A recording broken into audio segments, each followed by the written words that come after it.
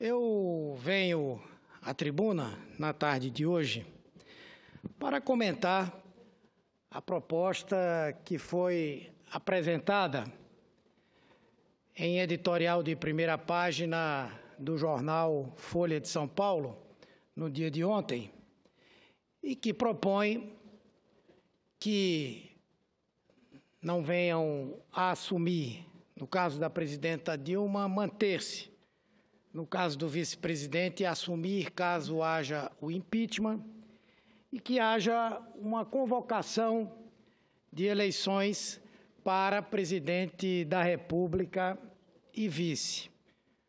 Isso implicaria na renúncia da presidenta e do seu vice. Não sei se o presidente da Câmara renunciaria ou se tornaria o novo presidente da República. Seria equivalente a uma noite de terror para o Brasil. Mas eu queria ir um pouco mais além do que simplesmente analisar essas possibilidades e essas perspectivas.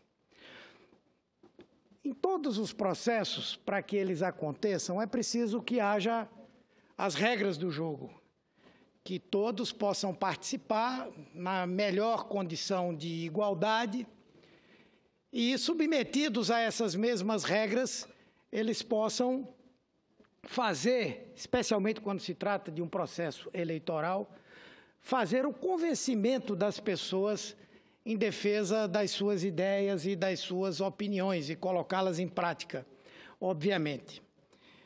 E, naturalmente, que quem participa de um jogo se subentende que esse alguém aceita as regras daquele jogo.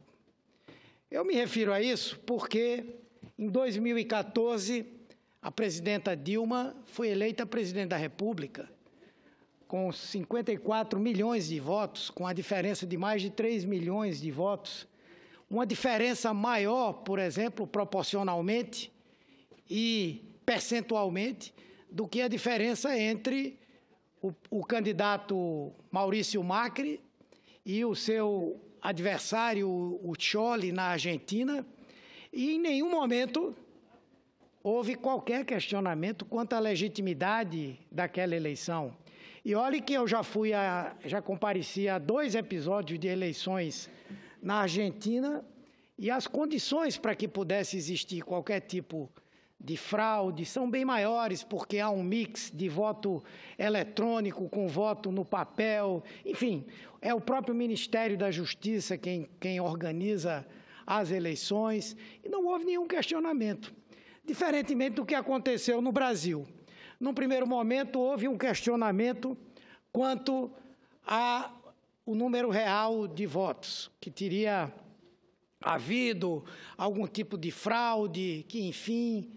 Então, houve um pedido de recontagem aceito, feito e, em nenhum momento, questionado.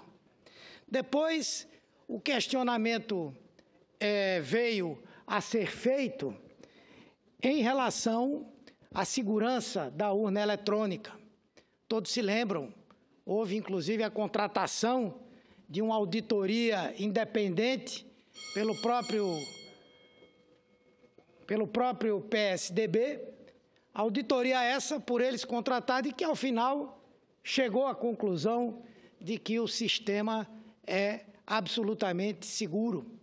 Depois tentaram impedir que a presidenta fosse diplomada, um episódio até que cairia muito bem em algum programa humorístico, porque um dos pedidos que era feito pelo coordenador jurídico do PSDB é que o diploma não fosse dado a Dilma, fosse dado ao segundo colocado, o presidente do PSDB, o nosso colega aqui, senador Aécio Neves.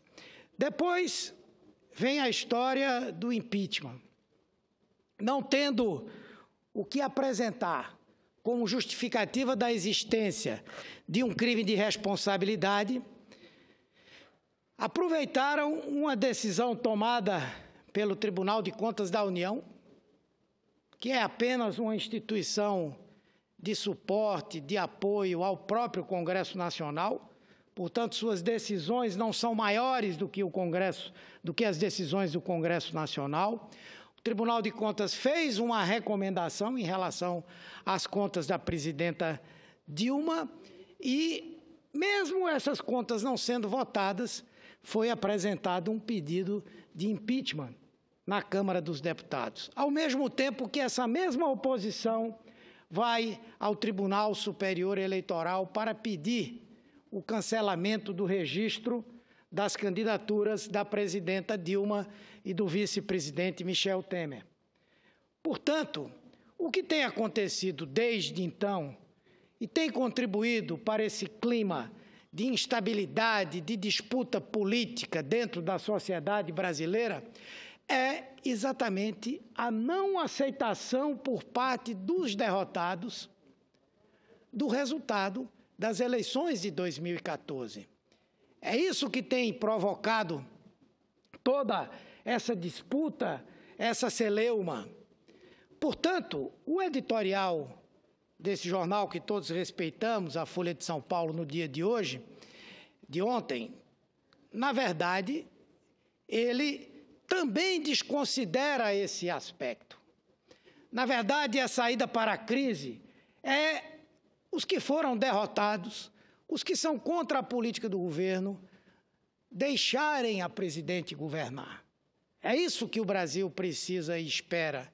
Ninguém, nem Jesus Cristo, governaria numa situação de hostilidade, de agressividade, de campanha sistemática dos meios de comunicação, de agentes econômicos que boicotam ações importantes do governo.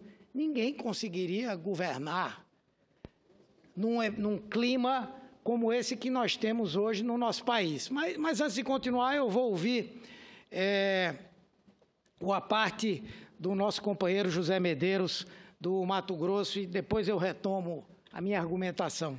Senador Humberto Costa, Vossa Excelência tem sido um dos defensores e, aliás, com destacada competência do Partido dos Trabalhadores aqui, e, aliás, eu digo, osso duro de roer desde quando estava na oposição, porque domina, além de ser vem da medicina, mas domina como ninguém a arte do parlamento, a arte da retórica.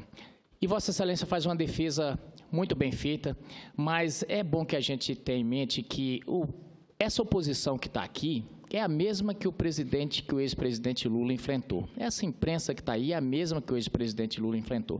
Eu simplesmente vejo diferença de cenário, é que a economia desgringolou e, de fato, a presidente Dilma está numa outra situação criada por ela mesma, não foi por essa oposição. Essa oposição, infelizmente, eu acabei de criticar aqui que Vossas Excelências, na dificuldade que estão fazendo trincheira aqui.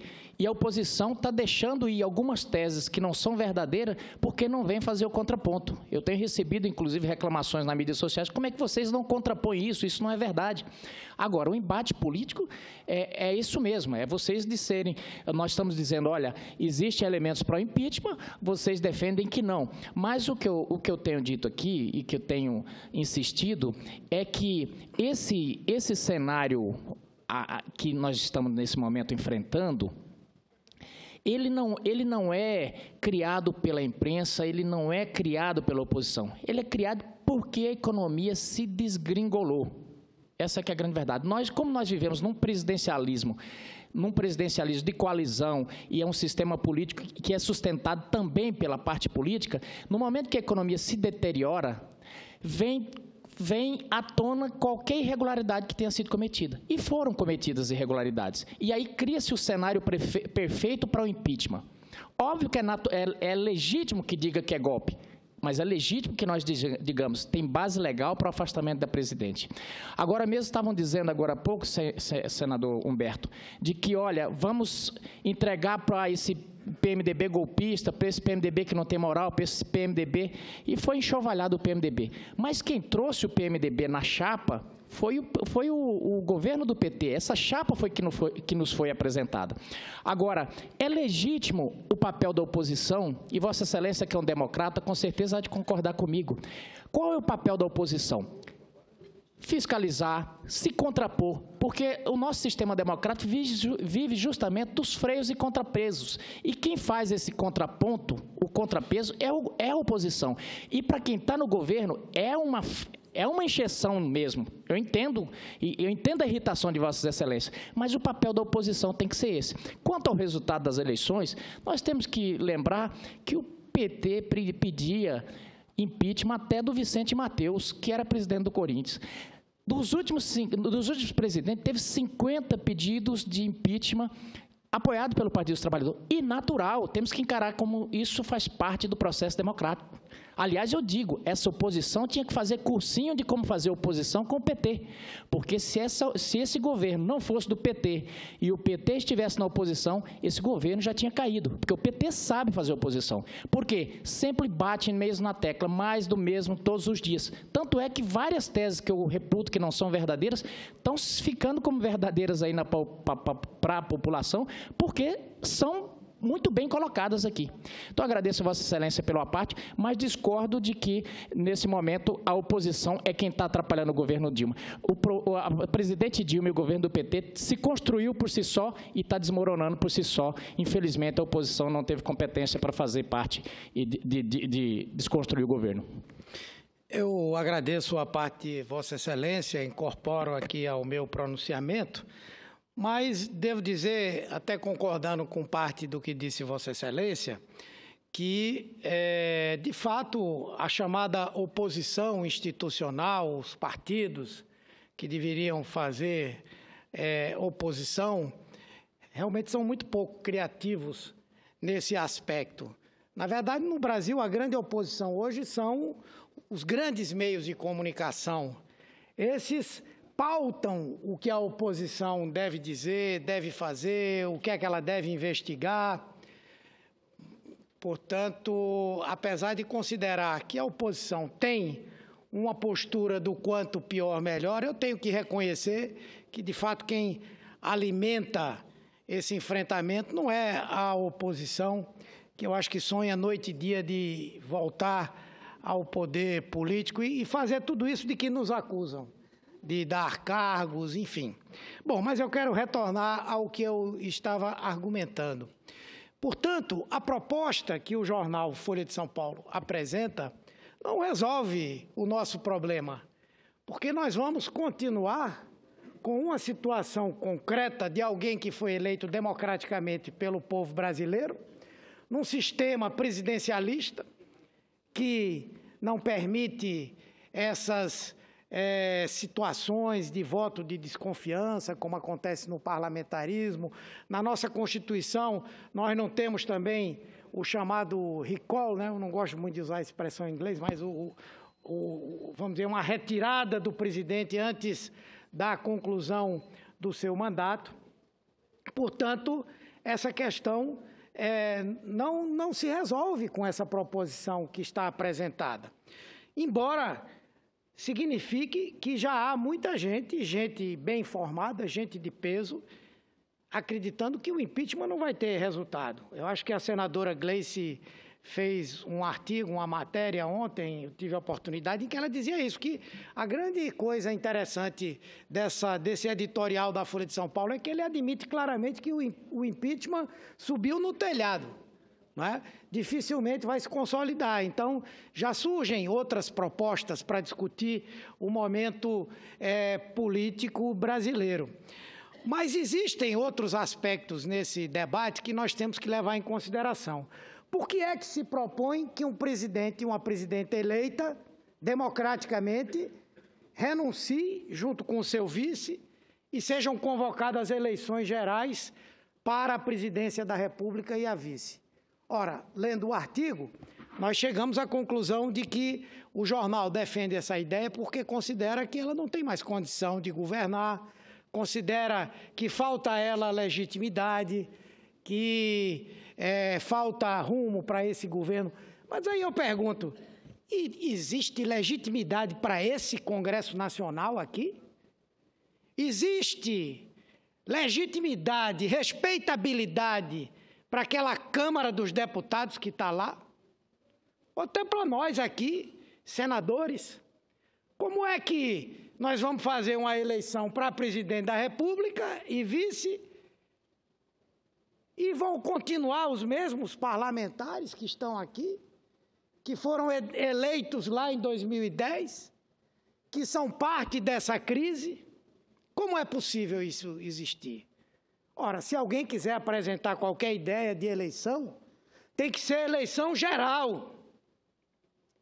Eleição geral. Eu vi a proposta de Vossa Excelência, senador Paulo Paim, me parece interessante nós termos aí uma constituinte exclusiva para discutir reforma política no Brasil e depois, 2 anos depois, nós teríamos aí a eleição geral. Mas eu também concordo com o senador Cristóvão Buarque, eu estava ouvindo no rádio a discussão de vocês, quando ele disse o seguinte: mas não resolve o problema agora da presidente da República, teria que ser um entendimento, vamos deixar a presidenta governar, vamos, como tem aquele ditadozinho, vamos deixar a mulher governar e vamos disputar no momento em que as eleições efetivamente aconteçam. Então, embora eu reconheça que é uma proposição diferente daquela que vem sendo defendida da condição do impedimento, mas eu creio que essa proposição que foi apresentada,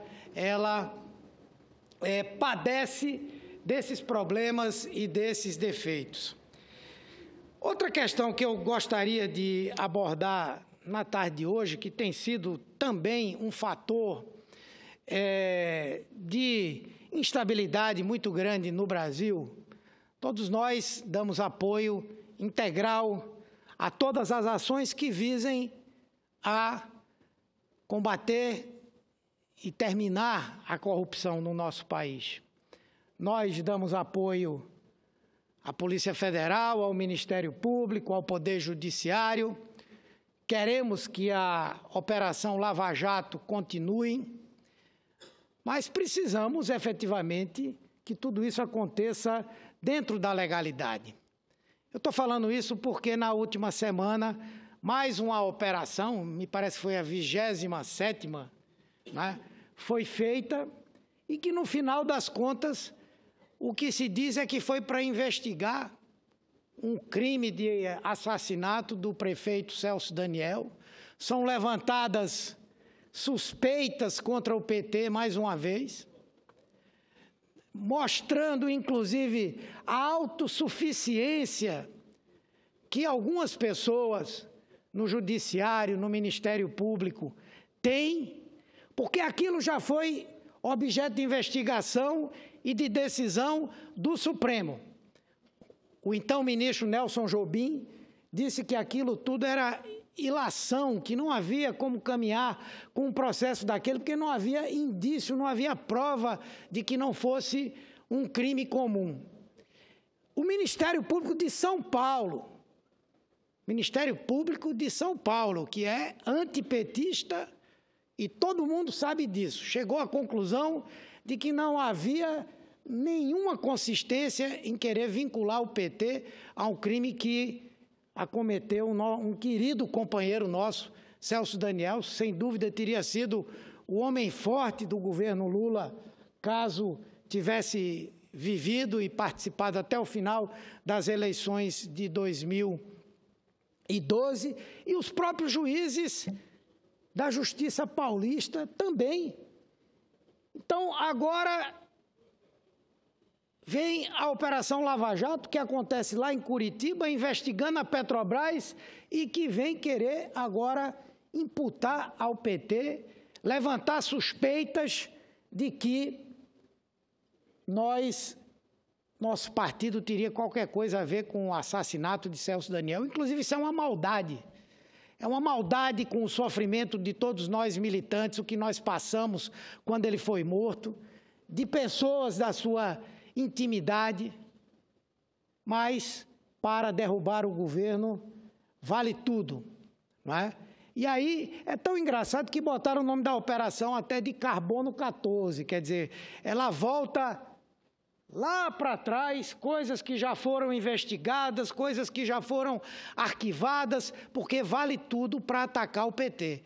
Eu até soube, eu quero dizer aqui com muita reserva, vazou para mim que a próxima operação da Lava Jato, a 28, né, vai ser para investigar o sequestro de Abílio Diniz. É provável que aconteça isso, para ver se o Abílio Diniz não pagou nenhuma propina, dizer que foi o PT que fez. Ora, minha gente, se nós queremos, de fato, fazer com que o Brasil caminhe no rumo de acabar com a corrupção, nós temos que ser sérios na hora de apurar essas coisas. Nós temos que cumprir a lei. Nós temos que não fazer ilações. E nós temos que fazer os processos andarem. Quantos aqui desse Senado estão há um ano sendo investigados? Nada se confirma, nada se apura contra essas pessoas e elas continuam aguardando que alguém tenha a boa vontade de dizer o que é que esses inquéritos fizeram.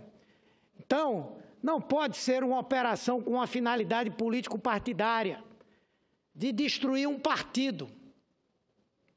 Portanto, eu, nessa tarde de hoje, queria, primeiro, reafirmar a nossa posição de que nós vamos enfrentar e nós vamos vencer o impeachment.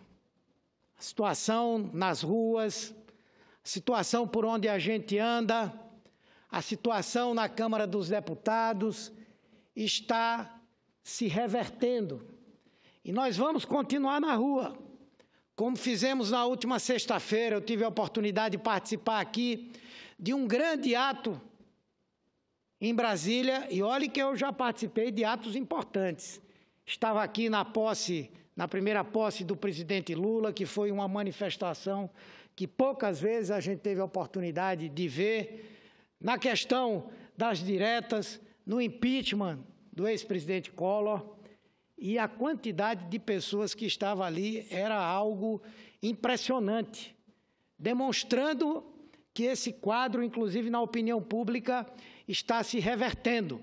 E eu tenho absoluta convicção de que se nós nos mantivermos nessa luta, e vamos nos manter, de que se nós permanecermos unidos, e nós vamos permanecer em unidade e em união, se nós resolvermos enfrentar com coragem, com perseverança, o que se está tentando fazer no Brasil hoje, eu não tenho dúvida de que nós vamos impedir o impeachment.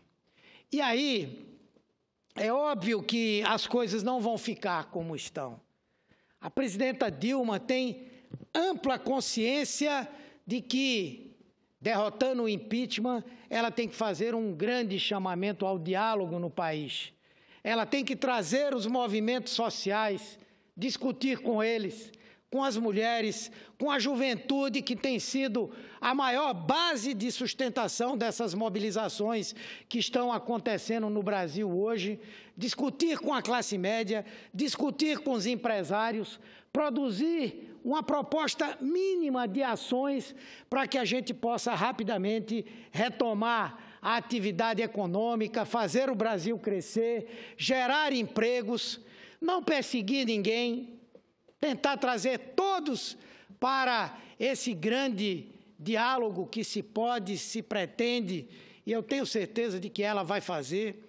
Teremos duas figuras da maior representatividade política desse país sendo fiadores desse processo, a presidenta da República, o ex-presidente Lula, se Deus quiser, já na condição de ministro da Casa Civil, e, portanto, nós temos condições de superar esse impasse cumprindo a lei, garantindo a democracia, respeitando a Constituição e tendo a condição de cobrar dos nossos governantes, da nossa presidenta, que as mudanças efetivamente sejam feitas. Portanto, senhor presidente, eu agradeço a tolerância de Vossa Excelência, dos nossos colegas, das nossas colegas aqui, e quero traduzir aqui para todo o país, companheiros, que onde a gente vai hoje, acompanham o que acontece aqui. É interessante que esse clima de polarização na sociedade, as pessoas acompanham pela Rádio Senado, pela Rádio Câmara, onde a gente vai, no interior, na capital, as pessoas questionam, outras apoiam e tal. E eu queria traduzir para todas essas pessoas uma posição que vocês podem ter certeza. O impeachment não passará, não vai ter golpe. Nós vamos continuar como um país democrático e o Brasil, com toda certeza, vai melhorar. Muito obrigado.